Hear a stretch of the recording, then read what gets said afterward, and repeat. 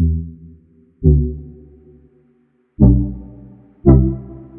guys, it's James with TFBTV, and we are at Thunder Ranch for the third time in TFBTV history, which is always exciting. You guys know I love coming out here, hanging out with Clint and Heidi, and getting some top quality instruction.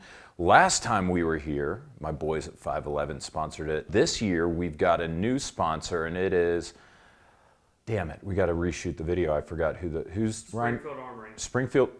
The gun company, Springfield Armory, is the sponsor? Springfield okay. Armory, they also sent us a gun. I mean, it isn't like they sent an M1A or anything, right, Ryan? Right?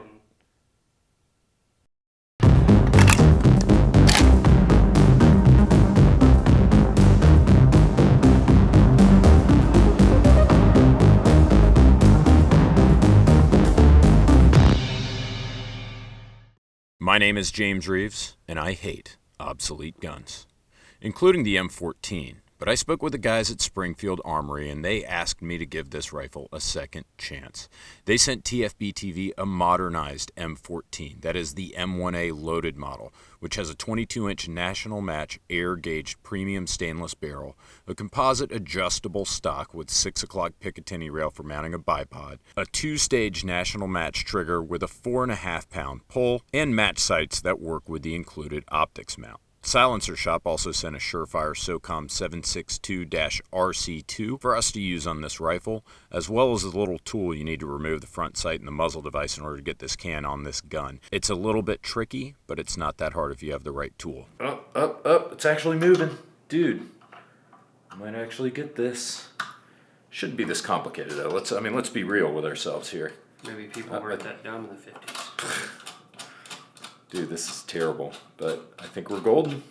Oh, shit. Warning, if you are an M14 purist, turn this video off right now because this rifle came chambered in 6.5 Creedmoor, a modern cartridge which gently pounds the .308 cartridge in virtually every important metric. I brought this M1A to Thunder Ranch's Adam Brown range for some long-distance shooting, but more importantly, I spoke with 3 great veterans who have actual trigger time behind this much-loved and much hated platform.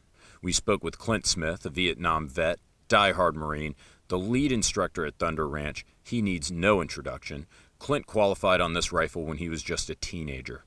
We also spoke with Barry Duke, pro shooter, also a Marine, who showed us his own Mark 14 EBR, which is another modernized M14 variant. Finally, we talked to best-selling author and Navy SEAL Sniper Jack Carr, who told us what the M14 can do in a capable sniper's hands. And while these men will tell us many of the things that make this gun great, there are some not-so-great features as well. So today on TFBTV, we ask, is the M14 obsolete? Well, the military certainly thinks so. The M14 rifle is the shortest serving rifle in U.S. military history. It became the standard issue rifle for the U.S. military in 1959, replacing the M1 Garand, until itself being replaced not even 10 years later by the M16 in 1968.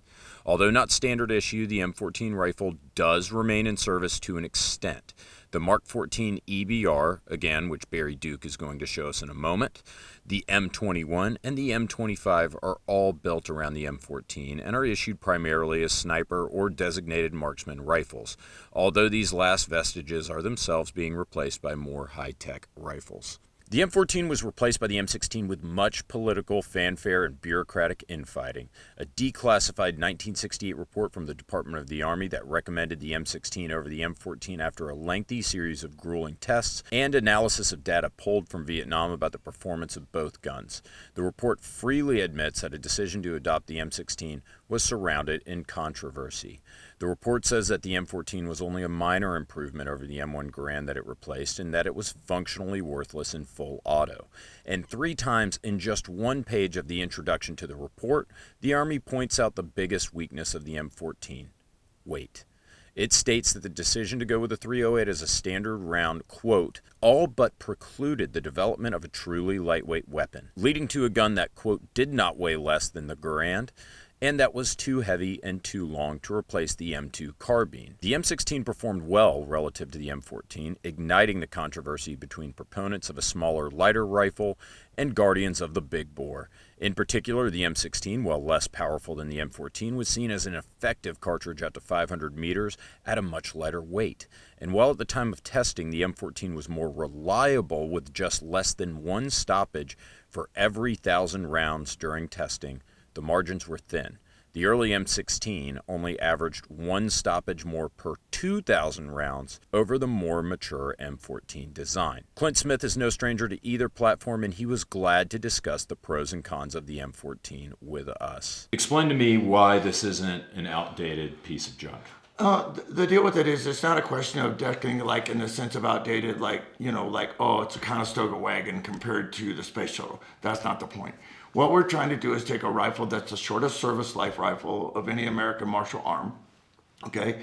And it basically was unplugged. That said, replaced by the M16/M4, whatever the name is for this week, whatever. Part of the biggest criteria with this rifle going under, if you know the history of it, from a tactical standpoint in the War on Terror, is it was very hard to make something that was carryable, weight-wise, okay, in this platform. Remember that this rifle, the foundation of this rifle, not the one you're trying to use right here, but the foundation of the rifle was basically designed after Korea to replace the M1 Garand and the BAR. So they wanted to make a gun to replace the original squad automatic weapon, the BAR, with this. This gun is atrocious in full auto. They tried all kinds of things, pistol grips, heavy barrels, and it's a rifle, it's not a machine gun. And so now in this configuration, it has issues in the sense that the gun is still relatively heavy. I shot this rifle. I showed you actually my logbook from boot camp. I shot the rifle. I got one, I've had one. When I did it, it only required 2 clicks of change. The gun is like rock solid, and it's not rock solid for me anymore, okay? One, I'm 71. My eyes aren't what they were when I was 21 or 19, okay? So I don't see iron sights as well. So we need to put an optic on it. Wait. That said, because it's a heavy gun, it shoots through shit. So when people go well, you want a gun? If you're fighting in an urban environment and you're not trucking up the side of a mountain, I don't know that it would necessarily be a bad choice. It has a suppressor, it has a scope, but the gun continues to get heavier and heavier and heavier. So 2 things. 1, I don't see the sights as well. 2, I don't like carrying heavy shit anymore, okay?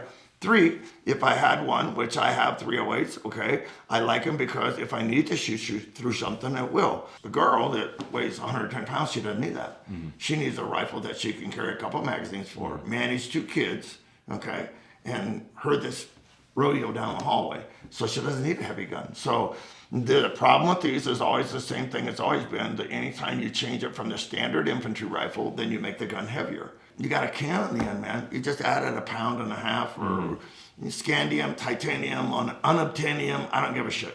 You hang it on the end, it's going to make the gun nose heavy. Remember I said this morning, Dude, this thing's way too heavy. Can we try it? And so you have basically what I would call relatively mature grown men going, my gun's heavy. Well, go to the gym or take the can off.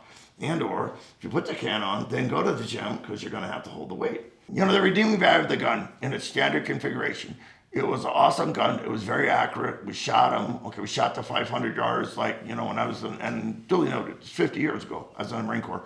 But the guns are really accurate. What's really accurate mean? Well, it's a damn sure a minute gun. Mm-hmm. And even if it's 2, who cares? At 500 yards, that's 10 inches. That's not 10 inches across there, big boy. You just got drilled. This is a nice job, by the way. This is a nice setup. Yeah, this is Springfield. This is how, of course, without all the accessories and shit. Right. But the way it otherwise comes configured without the optic, without the bipod, the silencer, that's how it comes from the factory. So I actually was kind of impressed. Yeah, this isn't a nice the worst. rig. Yeah. I don't think you're going to have a problem with it. Like I said, the big thing will be to load the bipod. You really need to stay behind the gun because there is reciprocation in this when the gun fires. Mm-hmm. With a bolt gun, there's no reciprocation. Right. There's no movement. The gun is basically as solid as it's going to be up until you pull the trigger. Then you're unloaded. Then you got to reload it, which is the redeeming value of this bitch. It will load itself, and then so if you go hey, what about 0 to 500 yards? it ought to be a hammer, especially on multiple threats. Okay, you want to shoot True. Yeah. 1,000 yards, 900 yards. Okay, then now you're talking Coriolis effect, spin drift, curve of the earth, and somebody's like pet dog died. I mean, whatever excuses they come up with, to miss the target. This is a tool for a relatively specific job. We have multiple targets. I put them at 300. You're going to own them. You're going to eat them up. Okay. So why wouldn't I just run an AR-10 instead of this? Because they generally don't work. Okay. And I got the XM177. Okay. But they're trying to replace that with a SCAR. I'm not sure that's a good replacement. Okay. If you're trying to do surgical work, then the deal with it is the redeeming value of this is it just basically has the bolt, okay, moving, okay, got it. The problem with the AR-10 is it has two pins that hold it together, that hold the trigger, okay, that's in a lower that moves, that has to an upper with the bolt is moving. In other words, there's a lot of extra stuff. Good rifle, good tool, but like you said, if I go hey, take this rifle, hump it to the top of the hill. You go, oh shit, that's a really big hill, Clint. Right. It's going to be heavy. The platform, it met criteria. I mean, they put a 20-round magazine on it that took care of the M-block loader. The BAR was 20 round. It was in a NATO cartridge. So it isn't so much that it's bad or good as much as I think people don't understand the shit out of history anymore. They just go, that sucks. I don't think it's always, James, about beating shit up. Why don't we understand where it comes from and what it serves? And, I appreciate the opportunity to get input into it because, 50 years ago, this is the rifle I qualified on. It was I got it. And it didn't look anything like this. So to get another perspective on the issue, we also talked to Barry Duke, Vice President of Suppressors for Surefire, an accomplished tournament shooter, and President of Dueck Defense. What are some drawbacks, what's good or bad about it? And finally, what you guys are sending with me to Thunder Ranch. Tell us who you are. Hi, I'm Barry Duke. I'm Vice President of Suppressors and Weapons at Surefire.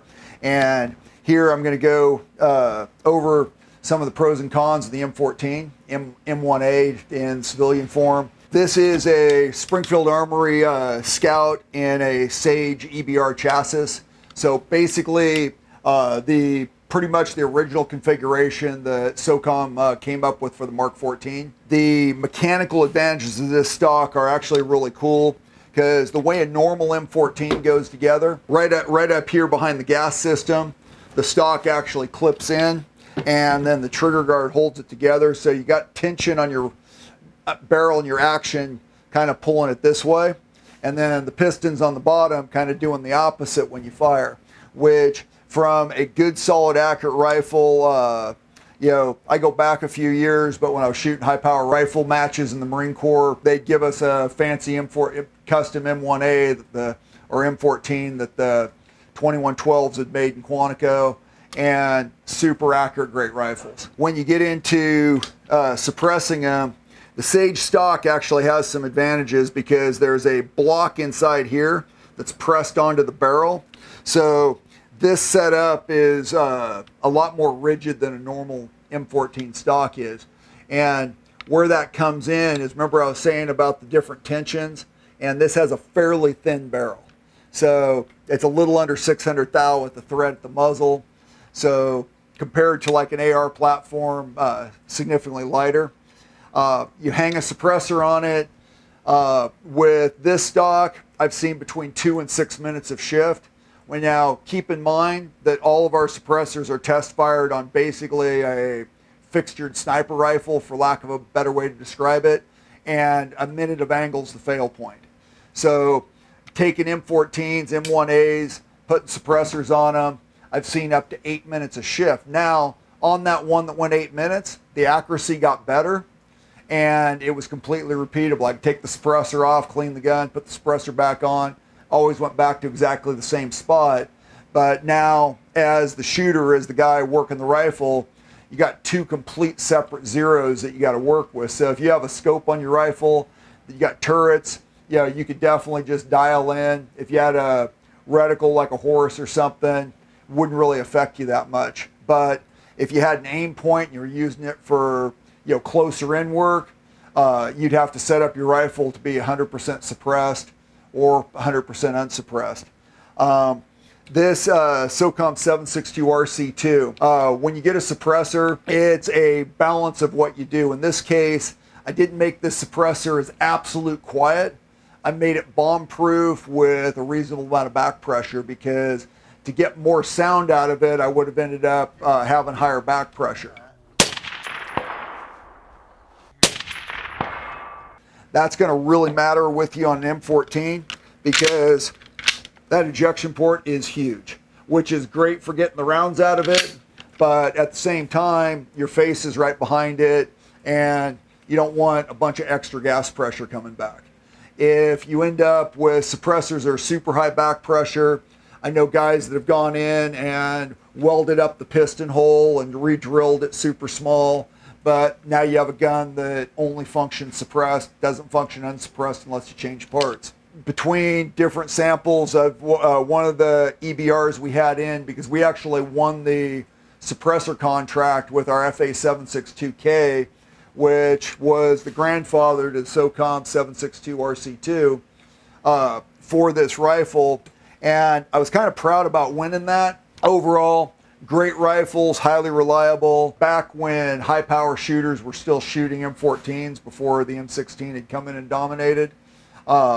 I watched Marine Corps rifle team walk up and walk away winning a 1,000-yard match with iron-sighted M14s, and they were beating guys with bolt-action rifles with scopes on them. Finally, we spoke with Jack Carr, New York Times best-selling author and Navy SEAL sniper. At the time Jack and I were chatting, the wind and the rain were blowing so hard that the audio is hardly usable. But Jack did praise the platform for its accuracy and told us that even with iron sights, the M14 can make hits out to impressive distances. If we were going to bet $20, where's even money for you with iron sights and an M14? And how far are we going? What are we doing? You're telling me? How far out is it 50-50 for Jack Carr, Navy SEAL sniper? What's a 50-50 shot with an M14 iron sights? Pretty far. I mean, 800, let's say. Oh, 800, even with the irons? Yeah. Holy crap. I spent a day on the Adam Brown Range at Thunder Ranch shooting the M1A loaded, and as soon as I stepped off the line, I fired up the camera and recorded my observations. Is the M14 or the M1A a viable precision rifle? Well, if you ask the vice president of silencers at Surefire, he's going to say yes. If you ask Clint Smith, who shot one of these in Vietnam, he's going to say yes. If you ask a Navy SEAL sniper, Jack Carr, he's going to say yes. This is a viable precision rifle. Now, Taran Butler did not like the M1A or the M14. He thought it was too heavy. He was trying to shoot it offhand. It was great in the Vietnam, whatever, but it's just too gonzo-y. It's just clunky. It's just like a big meat lover. It's like having Brock Lesnar run like the 100-yard dash. You know? That has a purpose for something else. And I got to tell you, we put about 100 rounds through this rifle at the first day of the counter sniper course here at Thunder Ranch, and it was awesome. So it was shooting great with just regular off-the-shelf ammo once we got the thing zeroed. And we were using the Maven RS4 scope. I had never heard of Maven, but when they heard that I was doing this video, they volunteered to send their scope in, and it was pretty freaking good. It's made in Japan. I think it was a 5 to 30X. This is a 5 to 30X. We're gonna do a separate video on this, so I'm not gonna spend a whole lot of time on it. But for being a 30X, it's a pretty compact optic, and the glass has been very clear. But I was still pretty impressed with it. It even has an illuminated reticle, which makes a huge difference. You can do red or green.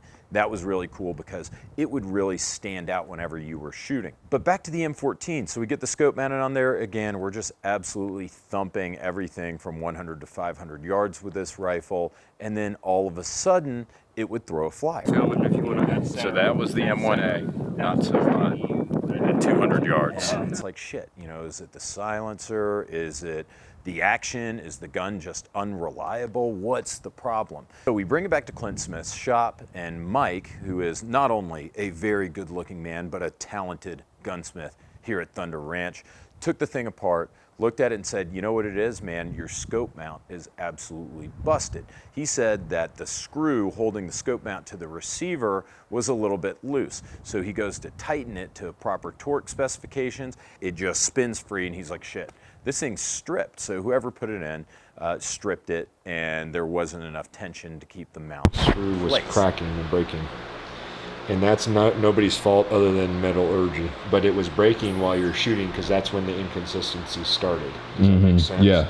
So all it took was I would say it took probably 30 to 40 inch-pounds to finish it off, but it was already not under any tension, and that's why we were getting inconsistencies. Funniest thing about that is Clint said, hey, what was wrong with your scope mount on that M14? And I said, well, Clint, turns out, and it's so funny, he said, don't tell me the screw holding the mount to the receiver was stripped. I was like, yeah. And he's like, yeah, there's got to be some better way to do that. But so what are the pros of the M1A or the M14? It shoots very easily because it's so damn heavy. Whenever you shoot the thing, especially in 6.5 Creedmoor, which is the model I was using, you feel very little recoil. So it was easy to make multiple hits. Out here at the Brown Range at Thunder Ranch, they have 4 targets that are all next to each other, and they're like IPSC-sized targets that are on a swing. They call them the 4 horsemen, and it's 4 different colored guys that are maybe like a few feet from each other at about 200 yards. So you could absolutely smash almost as fast as you could pull the trigger.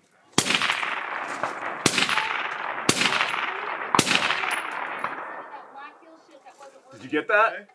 Yep. Boom, boom, Once you stood up, the thing was so damn heavy that it's a true chore to carry this thing or to shoot it offhand versus on the dirt. The loaded model that I used had an incredible trigger and had a fantastic stock. The ergonomics were excellent. The adjustable stock was great. You didn't need tools to adjust it. And it's just a cool looking gun. So does the M14 still work as a precision rifle? Yeah, it does. Are there perhaps better options? I would say probably.